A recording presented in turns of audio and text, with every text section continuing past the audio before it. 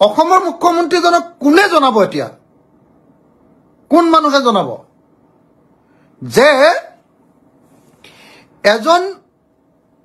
মানুহে সাগৰৰ পাৰত চিনেমা কৰিবলৈ যোৱা ঘটনা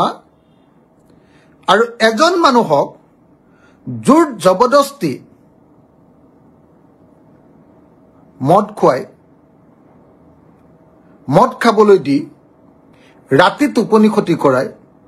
বেমাৰী মানুহ এজনক সাগৰত মদ খুৱাই আকৌ ৰাতিপুৱা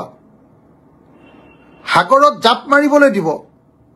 আৰু জাপ মাৰিবলৈ দিব সাগৰৰ সকলো নিয়ম ভংগ কৰি সাগৰত সুইমিং কৰাৰ সকলো নিয়ম ভংগ কৰি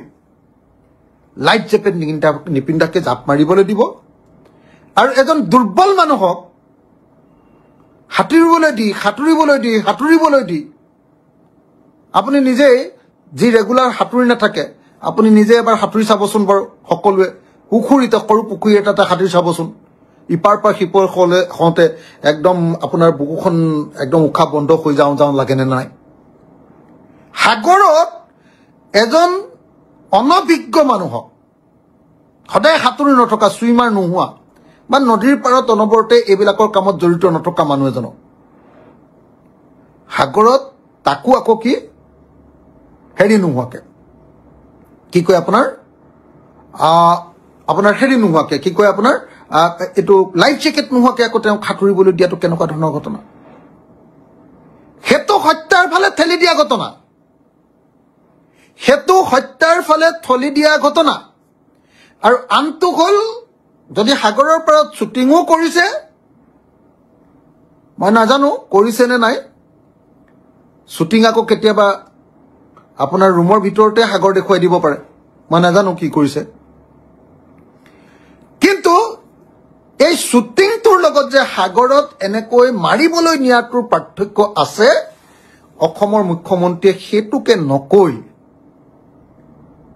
এতিয়া কি কৰিছে এটা ব্লেকমেইলৰ ৰাজনীতি কৰিছে কাক কৰিছে জুবিনদাৰ বৌ জুবিনদাক ভাল পোৱা চিনেমাখনৰ প্ৰযোজক পৰিচালক সেই সকলোকে মানে দুখী সাব্যস্ত কৰি পেলাইছে তাৰমানে ৰৈ ৰৈ বিনালে চিনেমাখন বনোৱাটোৱেই অপৰাধ এইটোহে ক'লে নহয় জানো অসমৰ মুখ্যমন্ত্ৰীয়ে এইটোৱে ক'লে যে ৰৈ ৰৈ চিনেমাখন বনোৱাটোৱে অপৰাধ কাৰণ এই অপৰাধ তেওঁ সাগৰৰ পাৰত গৈ এই চিনেমাখন বনাইছে আৰু সেইকাৰণে অসমৰ মুখ্যমন্ত্ৰীয়ে চাবলৈ যোৱা নাই কাৰণ যদি চাবলৈ যায় তেতিয়াহ'লে তেওঁ নোট লিখিব লাগিব তেওঁ একশ্যন ল'ব লাগিব তেওঁ তাৰমানে তেওঁলোকক জেলত দিব লাগিব জুবিন গাৰ্গৰ পত্নীক কাৰণ তেওঁ গৈছিলে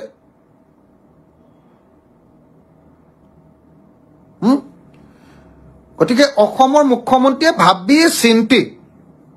তেওঁৰ এই একদম ২ নম্বৰী মাথাটোৰে পৃথিৱীৰ ৩ নম্বৰী ৬ নম্বৰী ৭ নম্বৰী ১০ নম্বৰী মাথাটোৰে ভাবি চিন্তি উলিয়াইছে বোলে মই সেইকাৰণে চিনেমা চাবলৈ যোৱা নাই কাৰণ চিনেমাখনো সাগৰৰ পাৰত হৈছিলে আৰু পানী কাষলৈ নেযাবলৈকে কৈ থৈছিলে আৰু পানী কাষলৈ যোৱাৰ কাৰণে যদি মই চিনেমাখন চাবলৈ যাওঁ মই মুখ্যমন্ত্ৰী যিহেতু মই নোট লিখিব লাগিব মই একশ্যন ল'ব লাগিব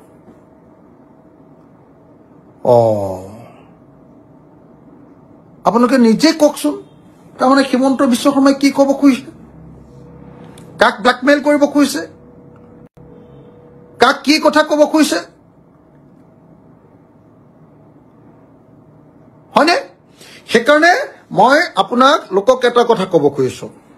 স্পষ্টকে যে মুখ্যমন্ত্ৰীয়ে তাৰমানে শ্যামকানু মহন্তক দুখী সাব্যস্ত কৰিব খোজা নাই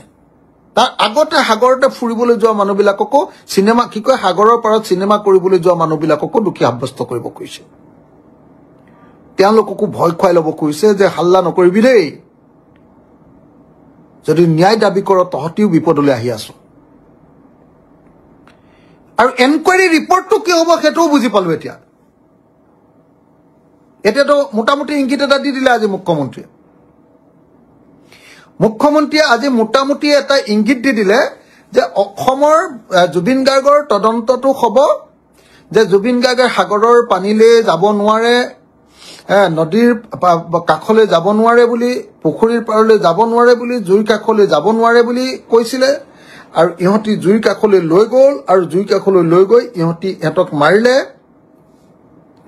তাৰ গোটেই প্ৰক্ৰিয়াটোত প্ৰথমৰ পৰা আগলৈকে কোন কোন